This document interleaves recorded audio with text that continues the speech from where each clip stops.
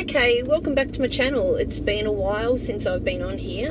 I've been actually really into a few cases that were happening in America.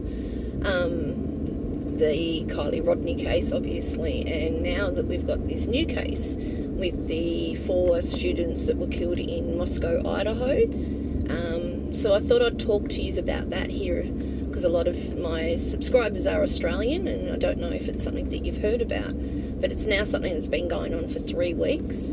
So the murder actually happened back on the 13th of November 2022, and it happened in the early hours morning of around, say, 3 to 4 o'clock.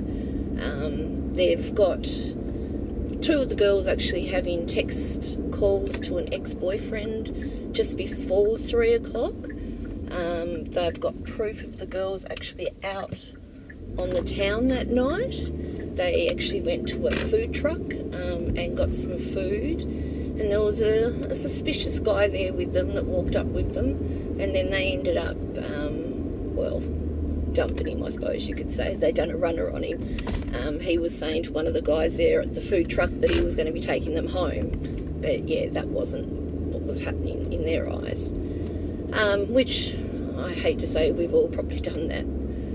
But anyway, this guy apparently has been cleared, and he was cleared within hours of the murder happening, which I find really just not something that the police normally do. They don't clear someone so early in a case, especially with somebody who did look a little bit suspicious. So anyway, moving on to that part. So then there is Ethan and there's Xana, and they were the other 2 victims. And Xana and Ethan were actually boyfriend-girlfriend, and they'd actually been to a fraternity party that night at Ethan's fraternity, which was literally a stone throw from the house. To be honest, if you did throw a stone, you could probably nearly hit it. That's how close it was. So they were there between 8 and 9, and then nobody seems to know where they were around from 9 o'clock to 1:45.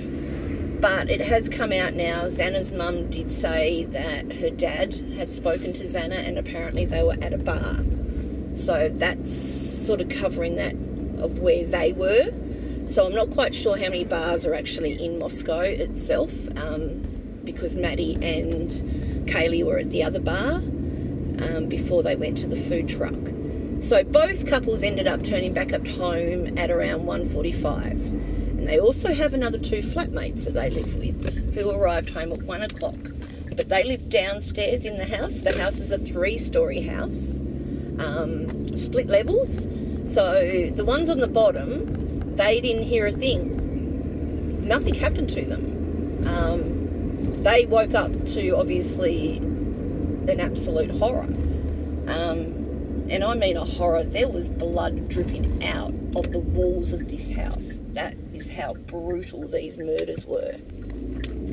So anyway, you've got the 2 girls downstairs and the 4 upstairs as such.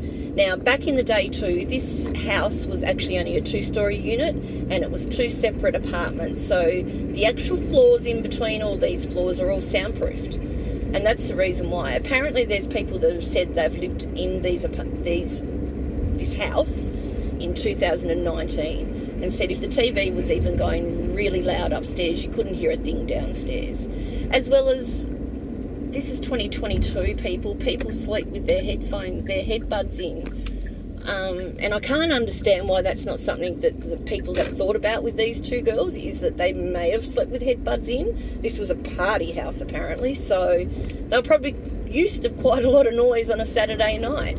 And one of their bedrooms was below Ethan and Xana's, but this is a couple. I mean, they will probably be, maybe they thought they were being intimate. I mean, I've lived in a house with flatmates before, and you do hear noises. And I certainly wouldn't be thinking the first thing, oh my God, my friend's getting murdered. I'd be thinking maybe they're just having a little bit of private time. Anyway, this is going to be my first part of the story, or the investigation that is currently going on. And I will get on to part 2, which will have more detail about what we know of what happened inside the house, which is not a lot. The police are keeping pretty quiet on this at the moment, but parents are talking for some reason, which really scares me when you've got parents talking and telling information they probably shouldn't be telling to the public. I know they're heartbroken and I know they're trying to do the right thing, but sometimes you've got to keep your mouth closed. So anyway, until the next part, I hope you are all having a great day and see you next time.